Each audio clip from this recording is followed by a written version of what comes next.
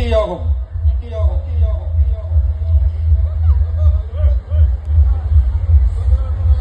ఓం శ్రీ పరమాత్మనే నమః.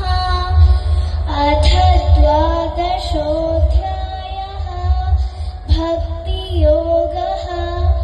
అర్జున ఉవాచ ఏవం సతతయుక్తాయే భక్తాస్త్వాం పర్యుపాసతే ఏ చాప్యక్షరమవ్యక్తం తేషాం కే యోగవిత్తమాః.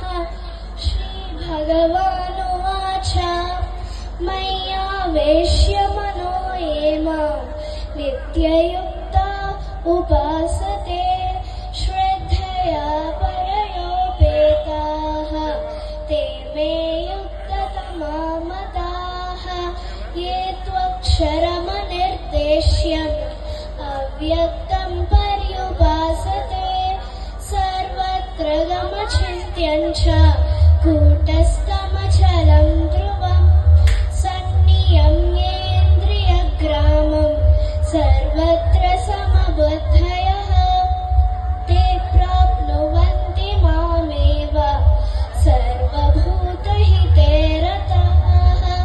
క్లేశోధికతరస్తేషాం అవ్యక్తాసక్తచేతసాం అవ్యక్తా హి గతిర్దుఃఖం దేహవద్భిరవాప్యతే.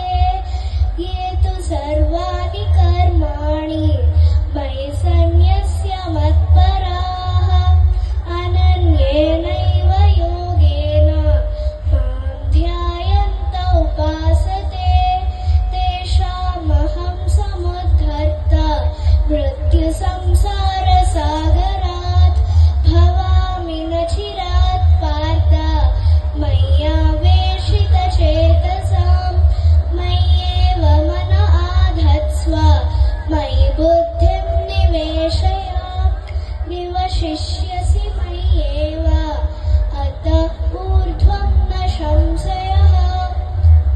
అత చిత్తం సమాధాతుం న శక్నోషి మయి స్థిరం అభ్యాసయోగేన తతః మామిచ్ఛాప్తుం ధనంజయ.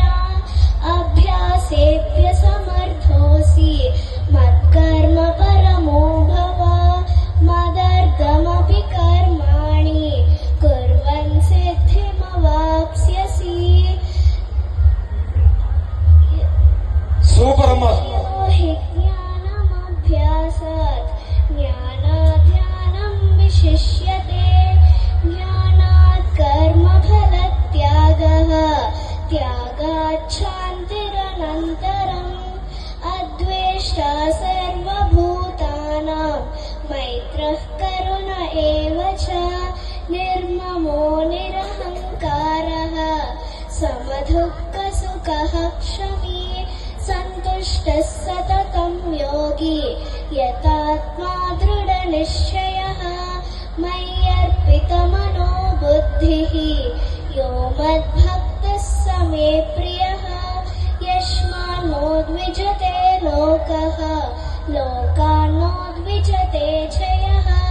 హర్షామర్షభయోద్వేగైః ముక్తో యः స చ మే ప్రియः. అనపేక్షः శుచిర్దక్షः ఉదాసీనో గతవ్యతः. సర్వారంభ పరిత్యాగి భక్తిమాన్ యः స మే ప్రియः. యో న హృష్యతి న ద్వేష్టి న శోచతి న కాంక్షతి శుభాశుభ పరిత్యాగి యో మద్భక్తः స మే ప్రియः. సమశత్రౌ చ మిత్రే చ తథా మానాపమానయోః. శీతోష్ణసుఖదుఃఖేషు సమస్సంగ వివర్జితః. తుల్యనిందాస్తుతిర్మౌని సంతుష్టో येन केनचित्.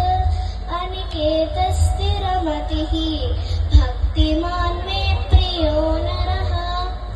ये तु धर्म्यामृतमिदं यथोक्तं पर्युपासते श्रद्धदानामत्परायणः.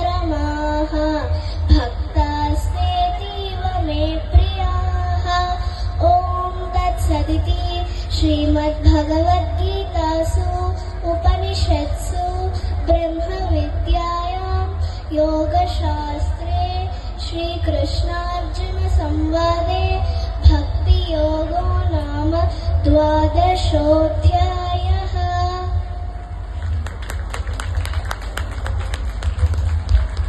10 నిమిషాలు చెప్పిన పడాల సత్యనారాయణ గారు డాక్టర్ గారు వేదిక మీదకి రావాల్సిందిగా కోరుతున్నామండి.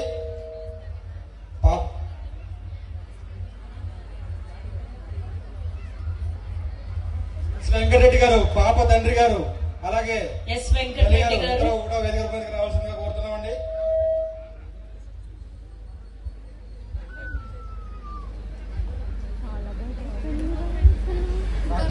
డాక్టర్ గారు వేదిక మీద రావాల్సిందిగా కోరుతున్నామండి. రామలింగారెడ్డి గారు సార్కి అందించారు. కొద్దిగా ముందుకి రావాలండి. ఒకసారి అందరూ గట్టిగా క్లాప్ చేయాలి.